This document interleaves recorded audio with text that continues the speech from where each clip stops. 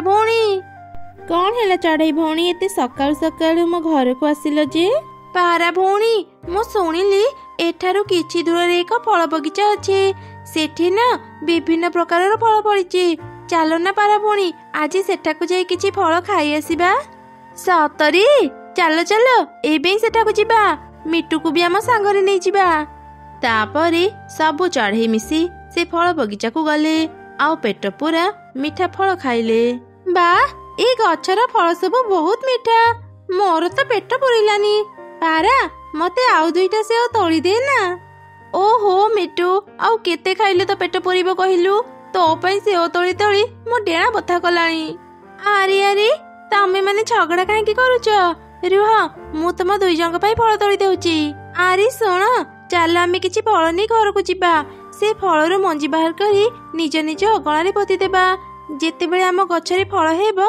आमको आउ कष्ट करी एठा को आसिया पई पड़िबनी एमिति कथा हे सब चढ़ई किछि किछि फल नहीं घर को फेरिले आ मंजी बाहर करी निज निज अगणारे पोती देले किछि दिन परे वर्षा हैला जा द्वारा समस्तक गछ भलरे बढ़िला किछि दिन रे ही समस्तक गछरे अनेक फल फलिला सबु चढ़ई निज निज फल भर्ती गछ को देखि खूब खुशी थिले पारा भौणी जानिच मु जो आंब गछ लगिथिली एथर अनेक आंब फलिछि मो गछरे मु लगेइथिबा गछरे भी एथर अनेक सेव फलिछि सेपटे मो फूल बगीचा को देख कि सुंदर फूल फुटिछि मो गछरे मो फूल बगीचा को जेते देखिले भी मो मन भरुनी एमिति सबु चढ़ई निज निज फल गछ देखि खुशी रे थिले सेमानकर सबु कथा ऊपर थाई बादल रानी शुणुथिला से अनेक रागी गला वर्षा देली मु आउ ए चढ़ई माने ए अपदार्थ गछ गुडांकर प्रशंसा करूचंती मो वर्षा पई ए गछ मानकरी फूल फल भर्ती मोर अपमान करी तमे सबु चढ़ई किछि ठीक कल नाही आजिठु मी जंगल रे आउ वर्षा देबिनी तापर देखिबी ए चढ़ई माने केमिति खुशी हेबे से दिन परठारु बादल रानी से जंगल रे आउ वर्षा देला नाही धीरे धीरे जंगलर सबु गछ सुखीगला नदी नाल भी सुखिबा आरंभ कला चढ़ई माने पानी न पाइबारु अनेक चिंतारे थिले पारा भौणी देख न सब कोन हेउची वर्षा न हे पारु मोर सबु गछ सुखी जाईची चढ़ई भौणी तुमको आ मु कोन कहिबी मोर भी तो सेही एका अवस्था पानी न मिली पारु एते सुंदर मो फूल बगीचाटी नष्ट हेई गला मो बगीचारे आउ गोटे भी फूल गछ नाही सबु मरी जाईची एठी केवल मु ही सुंदर मोठो सुंदर ए दुनिया रे केही नाहंती से दिन तमे माने गछ गुडा को सुंदर कही प्रशंसा करूथिला मु वर्षा दिए बोली तमे माने फूल फल पाउच मोर प्रशंसा न करी तमे सब गछ गुडांकर प्रशंसा करूथिला एबे पाइला मजा आहुरी कर गछ मानकर प्रशंसा बादल रानी तुमे एमिति काहे की कल वर्षा देबा तुमर कर्तव्य आम ऊपर टिके दया कर गछ मानकर तो किछि भी दोष नाही दया करी तांको मारी दियनी दया शब्द कौन मु जानिनी एबे भी समय अछि निज भूल मानि जाओ मोठो सुंदरी ए दुनिया रे केही नाहंती कुह एते अहंकार भल नुह बादल रानी भगवान तुमको केबे भी क्षमा करिबेनी भगवान के मु निजे भगवान मु अछि बोली तमे माने बंचिच नहले तो केबेठु मरी सारंतणी असुंदर पक्षी दल मु तम मानकु जमा भी साहाय्य करिबिनी एमिति रागी बादल रानी सेठारु चली गला दिने एक चढ़ई मनरे चिंता कला केते दिनरु आम जंगल रे वर्षा हेनी लागुची आउ 2 दिन वर्षा हेबो नाही एई सुजोग रे मु मो घर को रंग करि दिए एमिति चिंता करी से चढ़ई ता घर को रंग देला जेमिति ता रंग दिया सरिला बादल रानी सेठा को आसी ता घर ऊपर वर्षा करदेला जा द्वारा चढ़ई घर रंग पूरा पूरी छाड़ी गला ए कौन कल बादल रानी जंगल रे वर्षा न करी मो घर ऊपर काहे वर्षा देल केते परिश्रम करी मो घर को रंग करिथिली मोर सब परिश्रम शेष करदेल शेष करी की भल करिची निज घर को रंग करी तो मोठू सुंदर करने को चाहूचु एते अहंकार भल नुह बादल रानी जहाँ भी तुम्हें करुच देखिब दिने दिने तुम्हें शास्ति पाइब अहंकारी बादल रानी तार किछि कथा न शुणी सेठारु चली गला एमिति आहुरी किछि दिन बीती गला बादल रानी से जंगल रे जमा भी वर्षा करुनथिला।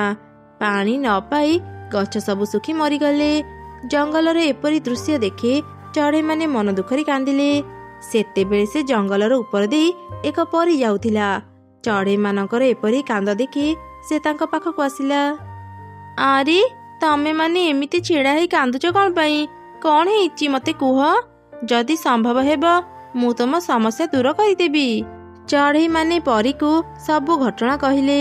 सबु शुणी परी भीषण रागिगला। से बादल राणी रो एते अहंकार, आज मु ताको शास्ति देबी।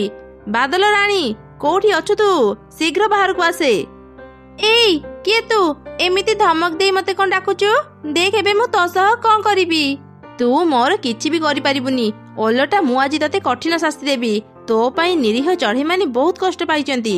एमिति कही परी ता शक्ति रे बादल राणी को बंदी करिदेला। बादल राणी भयरे कांदिला। परी मोर भूल हेई गला। मते दया करी क्षमा करि दियंतु। मते बंदी करंतुनी। मते छाड़ी दियंतु। ना तोर क्षमा नहीं। तते तो अहंकार शास्ति मिली। तो जगार मु एक नुआ बादल राणी एठी रखिबी। एमिति कही परी सेठी एक नुआ बादल राणी को रखिदेला। तापरे से परी अहंकारी बादल राणी को धरी सेठारु चलीगला। नुआ बादल राणी ठीक समय वर्षा करुथिला, जहाद्वारा चढ़ई माने खूब खुशी थिले। दिने एक जंगल रे गोटे अनाथ चढ़ई छुआ खाइबा खोजुथिला। हठात तार नजर एक गछ उपरे पड़िला। गछटीर गोटे डाल भांगी जाइथिला। आरे गछटीर डाल किए भांगी देला? गछटी को केते कष्ट हेउथिबो। ए कटा जगार मु किछि पत्र छेचिकी लगेई दिए, गछटी को आराम लागिबो। एमिति चिंता करी चढ़ई छुआ किछि पत्र छेची गछरे लगेई देला। किछि समय रे ही गछटी आग भली हेई गला। तापरे गछटी छोट चढ़ई छुआ को कहिला, तू किए छोट चढ़ई मो घा को भल करिदेलु? मु ए जंगल रे रुहे। ए रास्ता रे खाइबा खोजिबा को जाउथिले। तुम कटा घा देखि अटकी गली। तो मन सतरे बहुत सरल। जंगलर पशुपक्षी माने फल खाइबा पई मो डाल भांगी देउचंती। आउ तू मो कटा जगार औषध लगई मते भल करिदेलु। तू सतरे बहुत भल। अच्छा कहलु तते कौन करबा को बेसी भल लागे? मते चित्र आंकिबा को बहुत भल लागे। हेले मो पाखरे पेंसिल नाही। मो गोटे अनाथ। मो बापा माँ नाहंती। सेमाने थिले मते निश्चय पेंसिल किनि देई थांते। अन्य चढ़ी मानक घरे काम करी जहाँ भी पाए ता तो खाइबार ही सरी जाए। चढ़ई छुआ तो कथारू मु जानी पारिली तू बहुत कष्ट रे अछु। तू मो गछरे औषध लगे मते जंत्रणार मुक्ति देलु। मु तते किछि देबाकु चाहूची। ए जादूर पेंसिल को ने। एबेठु ए पेंसिल रे तो बहुत सहजरे चित्र आंकी पारिबु। हेले गोटे कथा, ए जादूर पेंसिल द्वारा तू जहाँ भी चित्र आंकिबु ताहा सत हेइजिबो। तुमे सत कहूच? दयालु गछ, तुमको बहुत धन्यवाद। तापरे चढ़ई से जादूर पेंसिल धरी घर को गला। रास्ता रे से चिंता कला, एईटा कौन सतरे जादूर पेंसिल? मु जहाँ भी चित्र करिबी ता सत हेइजिबो। मु थरी परीक्षा करिकि देखे। एमिति चिंता करी चढ़ई छुआ माटी रे एक माछर चित्र आंकिला। तापरे सतकु सत सेठी गोटे माछ बाहरिला। आरे वाह, सतरे तो एईटा गोटे जादूर पेंसिल। एबेठु मु जहाँ भी चित्र आंकिबी ताहा सत हेइजिबो। केते मजा हेबो। मु एबे घर को जाई किछि खाइबार चित्र आंकिबी। मते भारी भोक भी लागिलाणी। तापरे चढ़ई छुआ खुशी रे से पेंसिल धरी घर को आसिला। आउ गोटे आंबर चित्र आंकिला। ता परे परे ही सेठी गोटे सत सतिका आंब बाहरिला। चढ़ई छुआ से मिठा मिठा आंब खाइला। एबे मोर आउ खाइबार चिंता रहिलानी। जेते बेले भी मोर किछि खाइबार इच्छा हेबो मो सबु पाइजिबी। मो भली जंगल रे बहुत चढ़ई अछंती। सेमाने खाइबा पाउ नाहंती। मु सेमानकु जादूर पेंसिल द्वारा साहाय्य करि परिबी। एमिति चिंता करी चढ़ई छुआ ता घर को किछि चढ़ई को डाकिला। आउ सेमानकु कौन कौन खाइबा को भल लागे ता पचारिला। अरे चढ़ई छुआ, आज मोर मका खाइबा को बहुत इच्छा हेउची। ତୁ କ'ଣ ମୋତେ ମକା ଦେଇ ପାରିବୁ? ହଁ ହଁ, କାହିଁକି ନୁହଁ, ମୁଁ ଏବେ ମକା ଦେଉଛି। ଏମିତି ଚଢ଼େଇ ଛୁଆ ମକାର ଚିତ୍ର ଆଙ୍କିଲା। କିଛି ସମୟରେ ହିଁ ସେଠି ଗୋଟେ ସତସତିକା ମକା ବାହାରିଲା। ପାରା ସେ ମକା ନେଇ ସେଠାରୁ ଚାଲିଗଲା। ଚଢ଼େଇ ଛୁଆ ସମସ୍ତଙ୍କୁ ତାଙ୍କ ମନ ପସନ୍ଦର ଖାଇବା ଦେଲା। ସବୁ ଚଢ଼େଇ ଖୁସି ମନରେ ସେ ଖାଇବା ଧରି ସେଠାରୁ ଚାଲିଗଲେ। ଘରେ ମୋ ଛୁଆମାନେ ଭୋକରେ ଅଛନ୍ତି, ସେମାନେ ମୋତେ ଅପେକ୍ଷା କରିଥିବେ। ମୁଁ ତ ଆଜି ବି କିଛି ଖାଇବା ପାଇଲିନି, ତାଙ୍କ ପାଇଁ ଖାଇବା କେମିତି ନେବି? ଏମିତି କହି କାଉ କାନ୍ଦୁଥିଲା। ସେହି ରାସ୍ତାରେ ସେତେବେଳେ ଚଢ଼େଇ ଛୁଆ ଯାଉଥିଲା। ସେ କାଉର କାନ୍ଦ ଶୁଣି ତା ପାଖକୁ ଗଲା। କ'ଣ ହେଲା କାଉ ଅଙ୍କଲ, ତୁମେ କାନ୍ଦୁଛ କ'ଣ ପାଇଁ? ଆରେ ଚଢ଼େଇ ଛୁଆ, ତତେ ଆଉ କ'ଣ କହିବି, ଘରେ ମୋ ଛୁଆମାନେ ଭୋକରେ ଅଛନ୍ତି। ଭାବିଥିଲି ଆଜି କିଛି ଖାଇବା ପାଇବି, ହେଲେ ଆଜି କେଉଁଠି କିଛି ଖାଇବା ପାଇଲିନି। ଖାଲି ହାତରେ ଘରକୁ କେମିତି ଫେରିବି କିଛି ବୁଝିପାରୁନି। ଓ ଏମିତି କଥା, ତୁମେ ଚିନ୍ତା କରନି କାଉ ଅଙ୍କଲ, ମୁଁ ଏବେ ହିଁ ତମକୁ କିଛି ଖାଇବା ଦେଉଛି। ଏମିତି କହି ଚଢ଼େଇ ଛୁଆ କିଛି ଖାଇବାର ଚିତ୍ର ଆଙ୍କିଲା। ସଙ୍ଗେ ସଙ୍ଗେ ସେଠି କିଛି ସ୍ୱାଦିଷ୍ଟ ଖାଇବା ବାହାରିଲା। ଏତେ ଖାଇବା ଦେଖି କାଉ ବହୁତ ଖୁସି ହେଇଗଲା। ଆରେ ବାଃ, ଏତେ ଗୁଡ଼ିଏ ଖାଇବା! ଆଜି ମୋ ଛୁଆମାନେ ଭୋକରେ ଶୋଇବେନି, ହେଲେ ମୁଁ କାଲି କେମିତି ଖାଇବା ଯୋଗାଡ଼ କରିବି? ସବୁଦିନ ତ ମୁଁ ତ ପାଖକୁ ଯାଇପାରିବିନି। କାଉ ଅଙ୍କଲ, ମୁଁ ଶୁଣିଥିଲି ତୁମେ ତୁମ ଜମିରେ ଚାଷ କର। କ'ଣ ଏବେ ତୁମେ ଆଉ ଚାଷ କରୁନ କି? ଏ ବର୍ଷ ନଦୀ ପୋଖରୀରେ ଟିକେ ବି ପାଣି ନାହିଁ, ଜମି ସବୁ ଶୁଖିଲା ହେଇପଡ଼ିଛି। ମୁଁ ଏକା ନୁହଁ, ସବୁ କୃଷକ ଚଢ଼େଇ ମୋ ଭଳି ହଇରାଣ ହେଉଛନ୍ତି। ଆସ ମୋ ସାଙ୍ଗରେ, ମୁଁ ତତେ ସବୁ ଦେଖେଇବି। ତାପରେ କାଉ ଚଢ଼େଇ ଛୁଆକୁ ଧରି ତା ଜମିକୁ ଗଲା। ଚଢ଼େଇ ଛୁଆ ଦେଖିଲା ସବୁ ଜମି ଶୁଖିଲା ହେଇପଡ଼ିଛି। ଏମିତି ଦେଖି ଚଢ଼େଇ ମାଟିରେ ବର୍ଷାର ଏକ ଚିତ୍ର ଆଙ୍କିଲା। ସଙ୍ଗେ ସଙ୍ଗେ ସେଠି ବର୍ଷା ଆରମ୍ଭ ହେଇଗଲା। ବର୍ଷାକୁ ଦେଖି ସବୁ କୃଷକ ଚଢ଼େଇ ବହୁତ ଖୁସି ହେଇଗଲେ। ଚଢ଼େଇ ଛୁଆ ନିଜ ଯାଦୁର ପେନସିଲ ଧରି ଘରକୁ ଫେରି ଆସିଲା। ଚଢ଼େଇ ଛୁଆର ଯାଦୁଇ ପେନସିଲ ବିଷୟରେ ସାରା ଜଙ୍ଗଲରେ ପ୍ରଚାର ହେଇଗଲା। ଏକଥା ବଡ଼ ଶକ୍ତିଶାଳୀ ଚଢ଼େଇମାନେ ଜାଣିଲା ପରେ ସେମାନେ ଚଢ଼େଇ ଛୁଆ ପାଖରୁ ପେନସିଲ ନେବା ପାଇଁ ତା ପାଖକୁ ଆସିଲେ। ଆରେ ଏ ଚଢ଼େଇ ଛୁଆ, ତୋର ଏଇ ଯାଦୁର ପେନସିଲ ମୋତେ ଦେ। ନା, ଏ ଯାଦୁର ପେନସିଲକୁ ମୁଁ ନେବି। ଏମିତି ସେମାନେ ଯାଦୁର ପେନସିଲ ନେବା ପାଇଁ ନିଜ ନିଜ ଭିତରେ ଝଗଡ଼ା ଆରମ୍ଭ କଲେ, ଯାହାଫଳରେ ଆହତ ହେଇ ସମସ୍ତେ ସେଠି ପଡ଼ି ରହିଲେ। ସୁଯୋଗ ଦେଖି ଚଢ଼େଇ ଛୁଆ ତା ଯାଦୁର ପେନସିଲ ଧରି ସେଠାରୁ ଚାଲିଗଲା। ହେ ଭଗବାନ, ଏ ପକ୍ଷୀମାନେ କେତେ ଲୋଭୀ! ଭଲ ହେଲା ମୁଁ ମୋ ଯାଦୁର ପେନସିଲ ସେଠାରୁ ନେଇ ଆସିଲି, ନହେଲେ ସେମାନେ ଲଢ଼େଇ କରି କରି ମୋ ଯାଦୁର ପେନସିଲକୁ ଭାଙ୍ଗି ଦେଇଥାନ୍ତେ। ମୁଁ ଆଉ ଏ ଜଙ୍ଗଲରେ ରହିବିନି, ବହୁତ ଦୂରକୁ ଚାଲିଯିବି। ଏମିତି କହି କହି ଚଢ଼େଇ ଛୁଆ ଯେତେବେଳେ ଯାଉଥିଲା, ହଠାତ୍ ତା ସାମ୍ନାକୁ କାଉ ଚାଲି ଆସିଲା। ଚଢ଼େଇ ଛୁଆ, ତୁ କୁଆଡ଼େ ବି ଯାଇପାରିବୁନି। ତୁ ଯଦି ଏ ଜଙ୍ଗଲରୁ ପଳେଇବୁ, ଆମେ ପାଣିରେ ବୁଡ଼ି ମରିଯିବୁ। ମାନେ, ତୁମେ ଏସବୁ କ'ଣ କହୁଛ? ପାଣି ନଥିଲା ବୋଲି ଆମେ ହଇରାଣ ହେଉଥିଲୁ।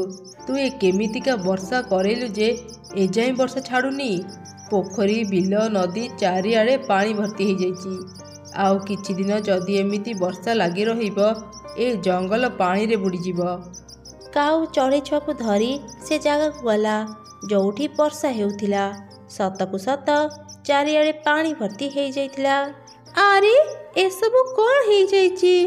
ରୁହ, ମୁଁ ସୂର୍ଯ୍ୟଙ୍କର ଛବି ଆଙ୍କୁଛି। ସୂର୍ଯ୍ୟ ବାହାରିଲେ ବର୍ଷା ବନ୍ଦ ହେଇଯିବ। ଏମିତି କହି ଚଢ଼େଇ ଛୁଆ ସୂର୍ଯ୍ୟଙ୍କର ଚିତ୍ର ଆଙ୍କିଲା। ସୂର୍ଯ୍ୟ ବାହାରିଲା ପରେ ବି ବର୍ଷା ଛାଡ଼ିଲାନି। ଚଢ଼େଇ ଛୁଆ ଆଉ କାଉ ଚିନ୍ତାରେ ପଡ଼ିଗଲେ। ଏ କ'ଣ, ସୂର୍ଯ୍ୟ ବାହାରିଲା ପରେ ବି ବର୍ଷା ଛାଡ଼ୁନି, ଏବେ ଆମର କ'ଣ ହେବ? ଏ କଥା ତ ମୁଁ ବି ବୁଝିପାରୁନି। ଏସବୁ ମୁଁ ବନ୍ଦ କରିବି କେମିତି? ଆରେ ଏ କ'ଣ, ମାଟିରେ ଏଯାଏଁ ବର୍ଷାର ଚିତ୍ର ଅଛି, ଏତେ ପାଣିରେ ବି ବର୍ଷାର ଚିତ୍ର ଲିଭିନି କ'ଣ ପାଇଁ? ହଁ, ଏବେ ମୁଁ ସବୁ ବୁଝିପାରିଲି। ଏ ଚିତ୍ରକୁ କେବଳ ମୁଁ ହିଁ ଲିଭେଇ ପାରିବି। ତାପରେ ଚଢ଼େଇ ଛୁଆ ବର୍ଷାର ଚିତ୍ର ଆଉ ସୂର୍ଯ୍ୟର ଚିତ୍ର ଧୀରେ ଧୀରେ ମାଟିରୁ ଲିଭେଇ ଦେଲା।